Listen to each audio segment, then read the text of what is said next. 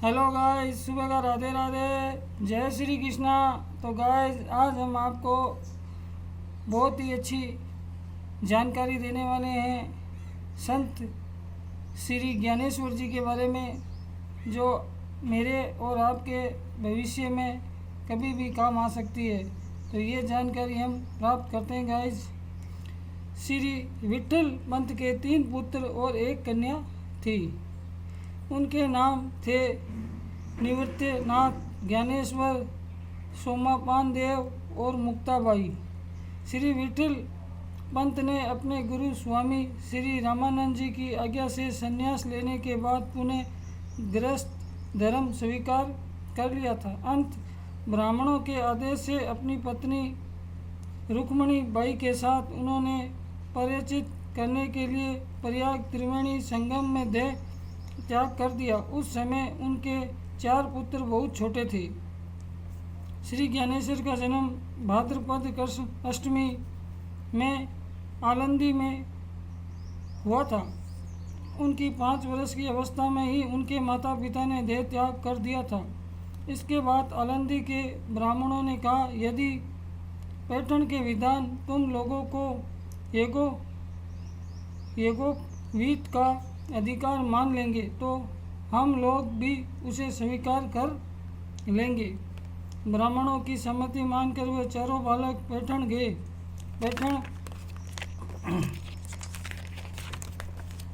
पैठण पहुंचने पर वहां के विद्वान ब्राह्मणों की सभा हुई। उन लोगों ने कहा, इन बालकों की शुद्धि केवल भगवान अनन्य भक्ति करने से ही हो सकती है। ये चारों भाई बहन जन्म से ही परम भक्त, ज्ञानी और अद्भुत योग सिद्ध थे। श्री ज्ञानेश्वर जी तो योग की जैसे मूर्ति ही थे। पैठण में दुष्ट लोगों ने इन पर व्यंग किए। बुरे लोग थे जो व्यंग्य किए।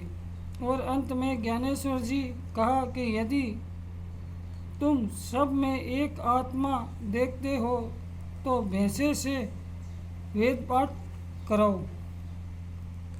ज्ञानेश्वर जी ने जैसे ही भैंसे ऊपर हाथ रखा कि उसके मुख से शुद्ध वेद मंत्र निकलने लगे।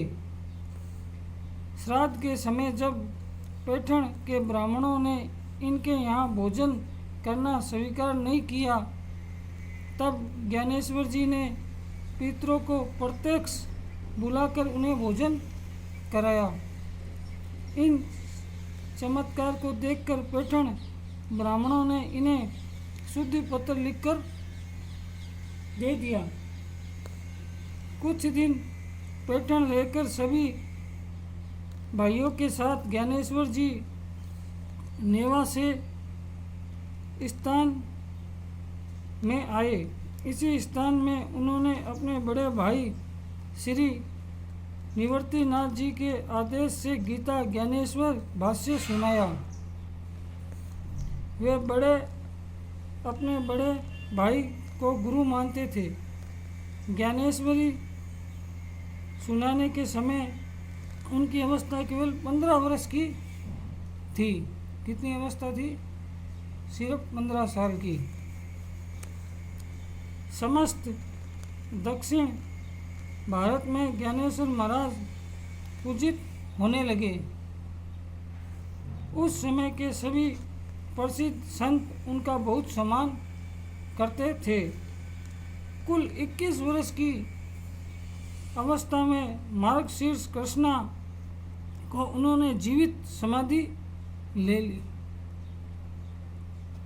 उनके 1 वर्ष के भीतर ही सोमापान देव, मुक्ताबाई और श्री निवृत्तिनाथ जी भी इस लोक से परम धाम चले गए।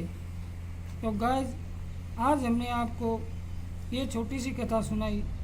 इस कथा से हमें यही ज्ञान प्राप्त होता है कि हमें भगवान से ज्ञान, भक्ति ये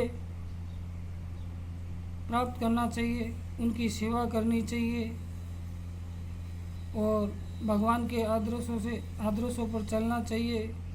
कभी भी कोई बुरे कार्य नहीं करना चाहिए और भगवान की भक्ति करनी चाहिए। भगवान की भक्ति में ही बहुत बड़ी शक्ति है। कितने भी साधु संत हुए हैं, इन्होंने भगवान की भक्ति से ही शक्ति प्राप्त की है। तो गाइस आज के लिए इतना ही। सुबह का राधे राधे, जय श्री कृष्णा।